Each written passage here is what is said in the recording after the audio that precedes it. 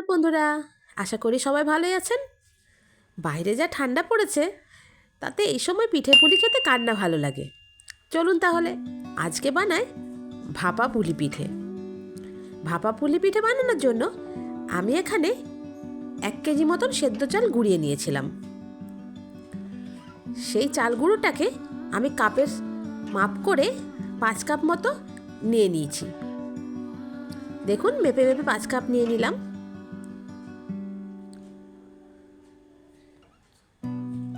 এরপর আমি উষ্ণ গরম জল দিয়ে আস্তে আস্তে মেখে নিচ্ছি। একটু একটু করে জল দিয়ে মাখতে হবে। বেশি জল হয়ে গেলে তখন ডোটা ভালোভাবে বানানো যাবে না, পাতলা হয়ে যাবে।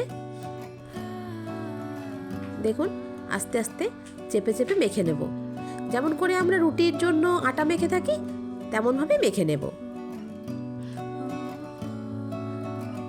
হাত দিয়ে ডোলে ডোলে মাখতে হবে। দেখুন আমার ডোটা এখানে রেডি হয়ে গেছে।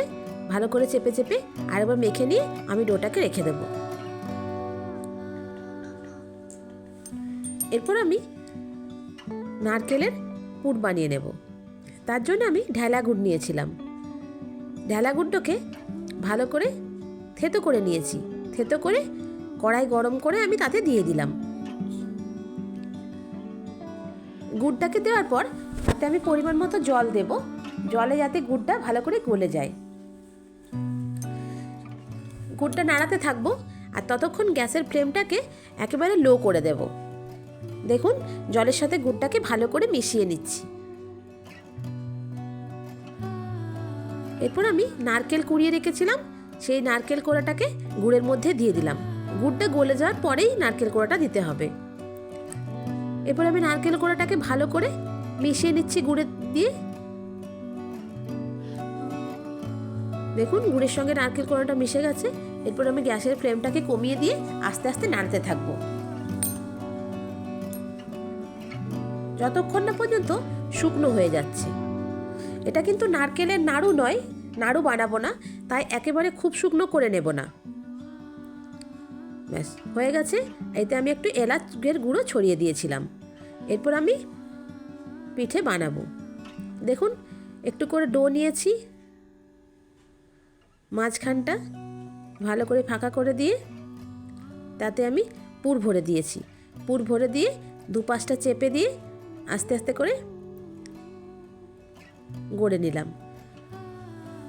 আমি আবারও একটা দেখিয়ে দিচ্ছি। লেচিটা নিয়ে গোল করে তার মধ্যে পুর ভরে গোল করে পাকিয়ে নিলাম। দেখুন রসগোল্লার মতো দেখতে লাগছে। আমি আবার একটা দেখিয়ে দিচ্ছি। লেচিটা নিলাম, গোল করে দিলাম, মাঝখানে পুর ভরে দু সাইডটা ভালো করে চেপে চেপে মুড়িয়ে নেব।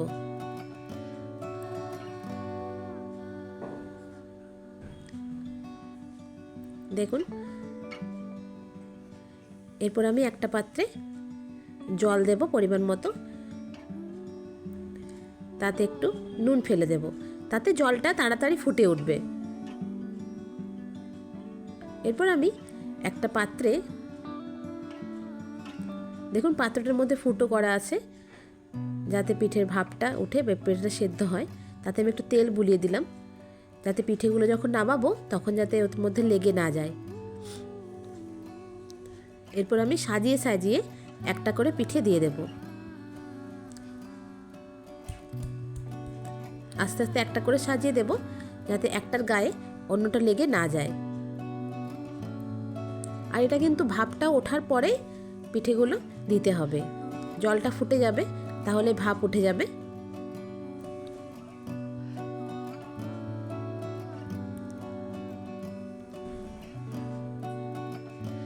পিঠেগুলো একটার পর একটা সাজিয়ে দিলাম। এরপর আমি ওই সমান মাপের একটা ঢাকনা নিয়ে ঢাকা দিয়ে দেব যাতে ভাপটা বেরিয়ে না যায়।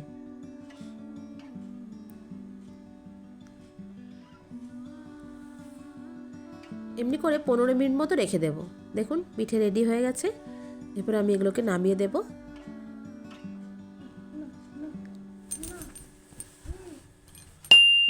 দেখুন ভাপা পিঠে রেডি হয়ে গেছে, নলেন গুড়ের সাথে জমে যাবে এই ঠান্ডাতে। আপনারাও এইভাবে বানিয়ে নেবেন। যদি আমার এই রেসিপিটা ভালো লেগে থাকে প্লিজ আমার চ্যানেলটাকে সাবস্ক্রাইব করে দেবেন আর একটা লাইক করে দেবেন। আর আপনারাও এই ঠান্ডায় পিঠে বানিয়ে খেয়ে নেবেন।